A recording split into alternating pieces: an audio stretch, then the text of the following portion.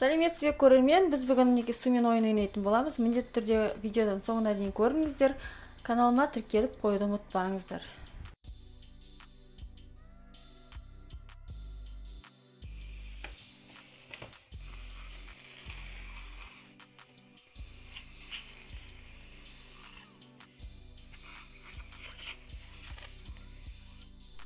Бұл ойын арқылы балаларды дамыта отырамыз. Яғни үлкен, кіші, орташа ұғымдарын қалыптастырамыз. Бір бағыттан екінші бағытқа қарай, оңнан солға қарай жүргіз деген сияқты үрлеу арқылы балалар бір бағыттан екінші бағытқа орын ауыстырады. Ал мына ойын тіптен ерекше, балалар үшін суға жабық күйінде салынған гүлдердің ашылып жатқанын көреді. Яғни қызығушылықтарын оятады балалардың. Кез келген ойынды сұрақ жауаппен өткізген дұрыс. Мысалға, мына жерде біз неліктен суға батпай жатыр, соны сұрауға болады. Өйткені ол жеңіл, өйткені ол қағаз болғандықтан деген сияқты балалардың түрлі жауаптарын ала аламыз. Ал мына жерде біз балалардың өзінің сүйікті машиналарына эксперимент жасап жатырмыз. Қайсысы ауыр, қайсысы жеңіл. Ауыр зат әрине батып кетеді, соны байқап жатыр балалар.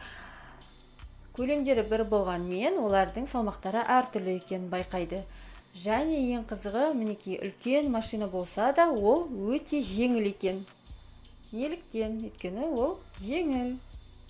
Қауырсыны жұқа, сондықтан ол жеңіл, батпайды. Видео қызықты болып жатса, міндетті түрде каналға тіркеліп қойыңыздар. Алдыда тағы да көптеген суға қатысты эксперименттер жасайтын боламыз. Ал балалар тағы да эксперимент жасамақшы, қарындаштарын тексерейік. Олар батады ма әлде, батпай ма екен? Әрине, батып кетеді. Өйткені олар қандай материалдан жасалған? Ағаштан. Ағаш өте ауыр болып келеді. Ал қауырсын жеңіл.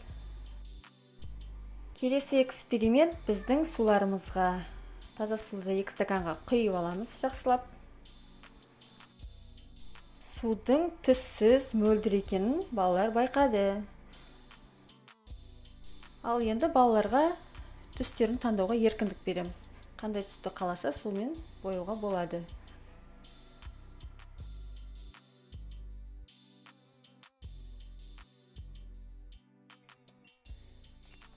Қандай түске айналды? Дион. Жасыл? Так. Ал Сержан? Қызыл. Айналып кетті. Айта қойшы, қызыл түсті не нәрселер болады? Алма. Сосын тағы да не болады? Краска. Краска қызыл, сосын тағы қандай жемшеліктер болады?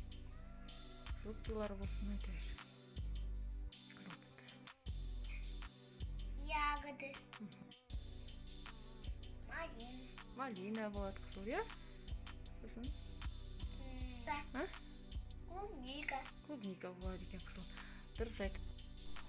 Осы көрсетілген эксперименттерді міндетті түрде балаларыңызбен қайталап жасап көрсетіңіздер үйде. Оларға ұнайтынына сөзсіз сенеміз. Мінекей, балалар риза. 2 түрлі түсті су шығардық. Және балалар тағы да эксперимент жасайық деп, екеуін араластырдық. Қызыл түс пен жасыл түсті араластырғанда қызғылт сары түске айналады екен. Балалар өздері жасап, өздері таңғалып қарап жатыр. Суға тағы да эксперимент жасаймыз. 2 түсті қолданып, көк түс пен сары түс таңдады. Ал енді бояймыз. Қандай түске айналар екен, байқайық бірге. Мұнда көк түс қоюырақ болғандықтан басып шықты сары түсті. Қазір тағы да сары түс қосып көреміз. Көріп тұрғандай, судың түсі өзгеріп келе жатыр. Қазір тағы да сарыдан қосамыз көбірек. Қандай түс шығар екен? Мінекей жасыл түске айналды, көк пен сарыны қосқанда.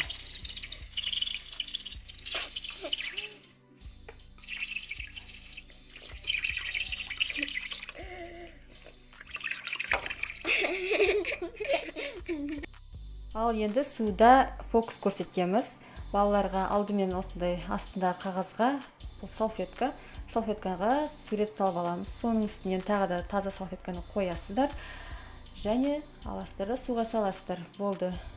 Осындай астындағы суреті шығады. Өте қызықты, балалар үшін міндетті түрде жасаңыздар. Ал біздің видеомыз ұнаса, каналға тіркелуді ұмытпаңыздар. Міндетті түрде лайк басыңыздар, комментарий жазыңыздар. Қайсы видео ұнады? Бөлісіңіздер. Сау болыңыздар. Рахмет.